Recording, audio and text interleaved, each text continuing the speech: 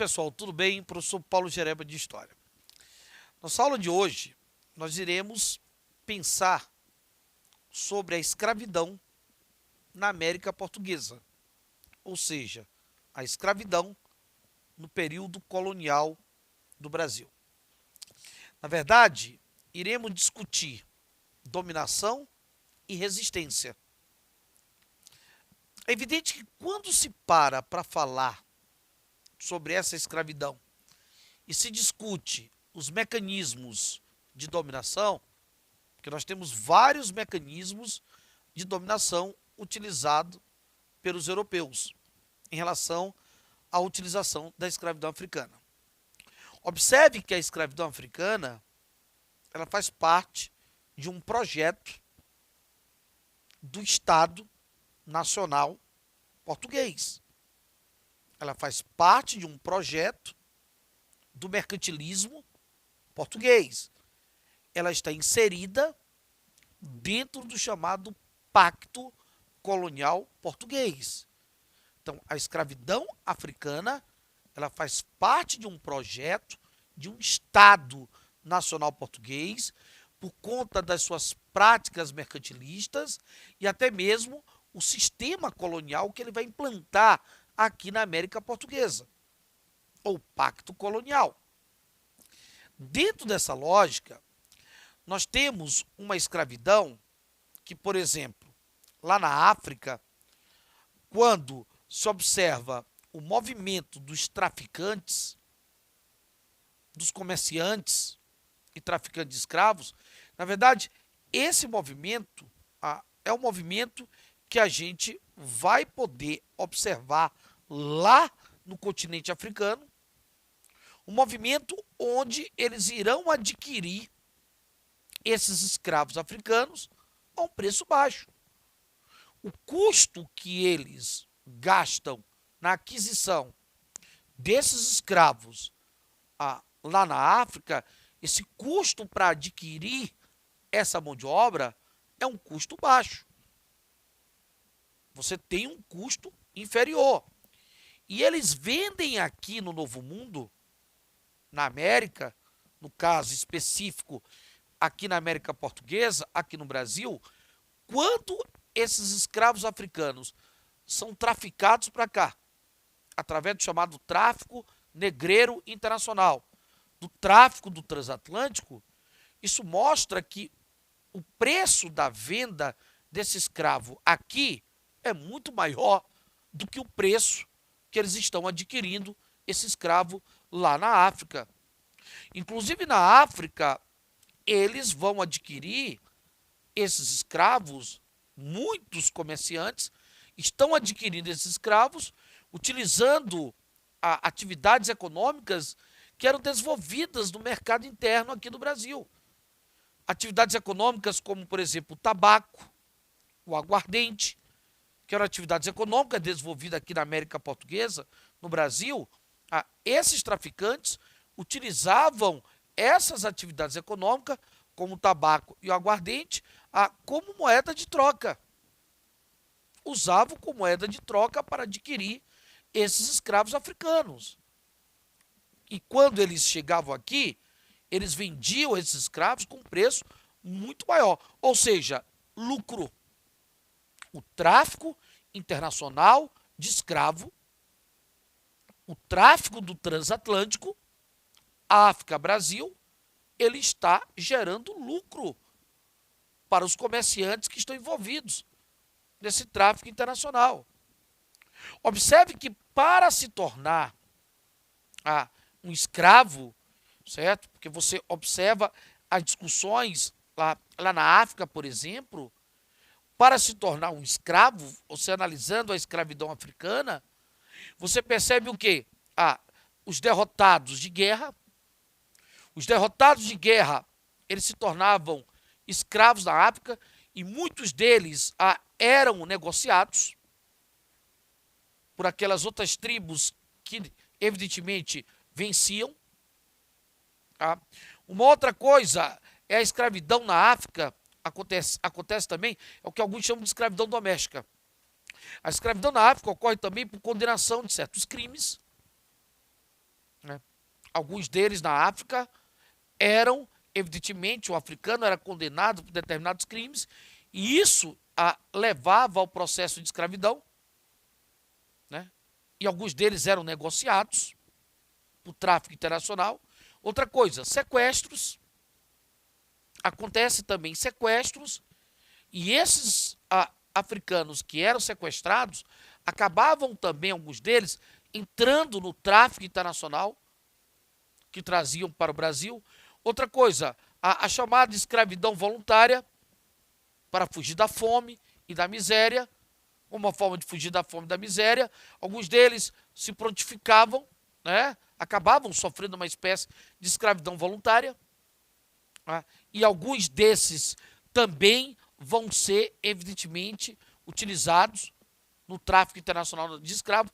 Então, as principais formas de escravidão na África, da escravidão doméstica, né, que é a derrota em guerras, condenação por crimes, sequestro, escravidão voluntária para fugir da fome e da miséria, alguns desses escravos, eles eram negociados para o tráfico internacional de escravos. Aqui nós temos um mapa que vai nos mostrar as principais rotas internacionais, né, principalmente do século XV, do século XVI e XVII, do século XV ao XVII, as principais rotas internacionais do tráfico negreiro, do tráfico do transatlântico. Observe, o tráfico dos escravos para as Américas e tráfico de escravos para o Oriente e para o Mediterrâneo, que também acontece. Nós temos o tráfico de escravo para o Oriente e para a região do Mediterrâneo. Observe que o tráfico não acontece apenas para a América. Ele ocorre também para as regiões do Oriente e do Mediterrâneo. Pelo mapa você claramente vai observar essa questão. Nós temos a presença de sudaneses, de bantus. O mapa mostra as duas principais etnias que vieram parar no Brasil, as etnias dos bantus e sudaneses. Então, claramente, você observa como o tráfico negreiro ele é complexo. Ele não é um tráfico apenas para a América. Evidente que a América é a principal área de tráfico internacional. Mas nós temos o tráfico acontecendo também para o Oriente, para a Ásia e para a região do Mediterrâneo. Ok? Beleza? Falando ainda de outros mecanismos de dominação, nós temos dentro desse processo de mecanismo de dominação, por exemplo, as viagens que eram realizadas pelo tráfico negreiro internacional. Essas viagens, na verdade, mostram a precariedade das condições que muitos desses africanos vieram. Ou seja, eram viagens extremamente precárias, onde você via a presença da fome, a presença de várias doenças, a desidratação, a inanação e mortes. As viagens via tráfico internacional de escravos eram viagens extremamente precárias. Mas é preciso observar que os mecanismos de dominação mostram também a presença desses africanos aqui na América Portuguesa, aqui no Brasil, exercendo diversas atividades, as mais diferentes atividades econômicas, o que mostra a importância desses africanos que foram escravizados aqui na colônia. A importância para a própria organização econômica colonial. Esses africanos tiveram muita importância, tá? Apesar da submissão, de escravidão, dos maus tratos, das precárias condições, mas eles tiveram muita importância para a organização da economia colonial. Foram extremamente importantes. Afinal de contas, eles estão presentes nas atividades açucareiras. Observe os grandes engenhos e até mesmo os pequenos engenhos. Nós temos, dentro das unidades produtoras açucareiras, aqui no Brasil, os engenhos açucareiros, a utilização da mão de obra o quê? Da mão de obra escrava, que ela vai se fazer predominante da mão de obra escrava africana. Inclusive, nós temos a presença de mulheres, as mulheres africanas escravizadas. Essas mulheres africanas escravizadas, elas inclusive ajudavam no cultivo da terra, na colheita, no transporte. Algumas delas serviam como ama de leite, realizavam partos e cuidavam até mesmo de doentes. Então, as mulheres africanas escravizadas exerciam diversas tarefas, desde atividades agrícolas até mesmo atividades domésticas. É preciso se observar em que algumas propriedades, em alguns engenhos, nos grandes engenhos, nós temos esses africanos escravizados, eles produziam seu próprio alimento. Geralmente, nos finais de semana, eles, evidentemente, chegavam em produzir seu próprio alimento. É preciso também observar que eles foram utilizados em outras atividades econômicas de exportação, não só no açúcar, por exemplo, na mineração. A mineração prevaleceu o trabalho desses africanos escravizados. Além do trabalho na mineração, nós temos outras atividades econômicas que também utilizaram o trabalho escravo. Por exemplo, as atividades domésticas. Alguns produtos de mercado interno, algumas atividades econômicas de mercado interno também chegaram a usar a escravidão, apesar de não ser predominante, mas também chegaram a usar, evidentemente, o trabalho escravo desses africanos. Então, a escravidão africana, ela foi extremamente importante no desenvolvimento da colônia. Observe que eles foram utilizados em diversas atividades econômicas, e algumas delas de uma forma predominante, como, por exemplo, nas atividades exportadoras de açúcar e de mineração. É lógico que quando você discute, evidentemente, a escravidão, a gente não pode deixar de falar, além da dominação, não podemos deixar de falar da resistência. Esses africanos que foram escravizados aqui na América Portuguesa, aqui no Brasil, eles resistiram. Eles acabaram resistindo a esse processo de escravização. E as resistências foram das mais variadas formas. Eles resistiram das mais variadas formas. Desde práticas de terror, alguns deles utilizavam prática de terror como uma forma de sair desse regime de escravidão, desse regime de maus tratos. Alguns deles chegaram a praticar terror, por exemplo, quebrando máquinas nos canaviais. Foi uma prática de terror, colocando fogo nos canaviais, que era uma forma de pressionar os senhores de escravos, para quê? Para, evidentemente, acabar com esse regime. Então, isso são práticas terroristas que foram utilizadas. Outra coisa, alguns deles acabaram, para não se submeter, abortando. Algumas mulheres acabaram praticando o aborto. O aborto, evidentemente, foi uma prática de resistência, principalmente em relações forçadas, principalmente em relações, evidentemente, o quê? Impostas por brancos senhores. Então, algumas acabaram, evidentemente, usando o aborto como instrumento de resistência. Alguns deles praticaram o suicídio. O suicídio foi uma forma também de resistência. Aqui durante os primórdios da colonização, nos primeiros tempos da colonização, esses foram os principais mecanismos de resistência.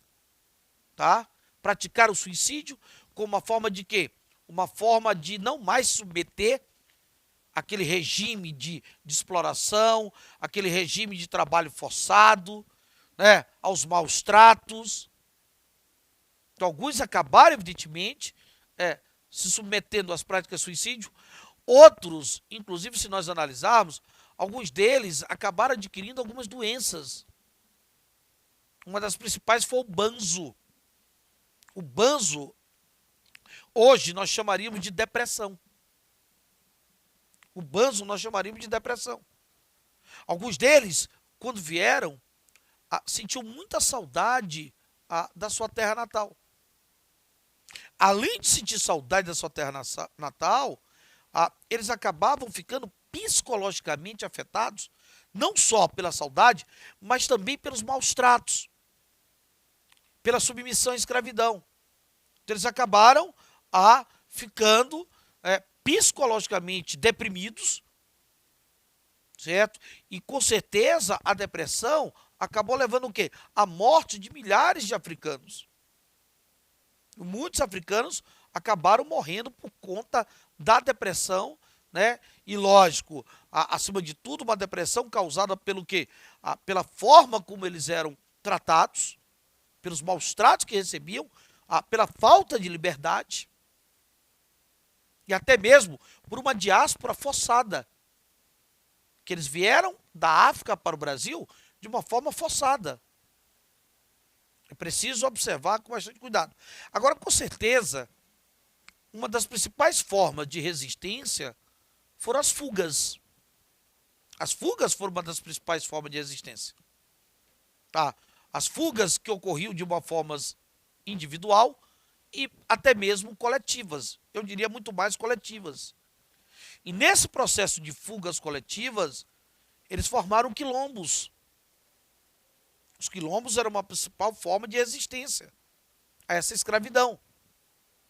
Um dos principais quilombos que nós vamos ter, que vai nos mostrar essa resistência nos primeiros tempos da colonização portuguesa no Brasil, um dos principais quilombos vai ser o quilombo de Palmares, no Nordeste, na região da Serra da Barriga, hoje ali no estado de Alagoas, o famoso quilombo dos Palmares. Palmares que resistiu por mais de 60 anos. Palmares que teve lideranças como Ganga Zumbá, Zumbi, Dandara, que foram grandes nomes da liderança de Palmares. Palmares que conseguiam conviver de uma forma pacífica com os vilarejos próximos a eles, onde Palmares chegava até mesmo a negociar, esse quilombo chegava a fazer negócios com os pequenos comerciantes de vilarejos próximos ao quilombo. Palmares que foi uma das principais formas de organização social para resistir. Palmares que teve a presença também, até mesmo, por exemplo, de índios fugitivos. Índios fugitivos ocuparam Palmares. Palmares que tinha suas próprias leis, que tinha sua organização. Tá? Palmares que, na verdade, só conseguiu ser desarticulado mais de 60 anos depois.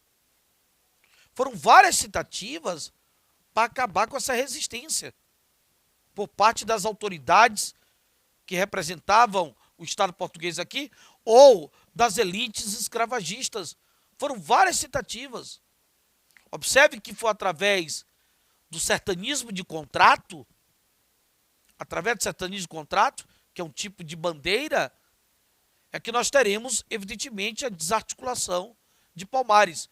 O fato de você ter a desarticulação de Palmares, a destruição desse foco de resistência, não significa dizer que esses africanos escravizados deixaram de resistir ou deixaram de formar quilombos. Pelo contrário, nós teremos um surgimento de outros quilombos.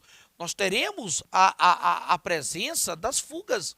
As fugas elas vão continuar acontecendo como um dos principais instrumentos de resistência a essa escravidão, no processo de formação de quilombos. Então, observe que os africanos, principalmente nos primeiros tempos da nossa escravidão, ele não se submete, pelo contrário, eles vão resistir à exploração, aos maus tratos, né? E a resistência acontece de diversas formas. Ok, galera?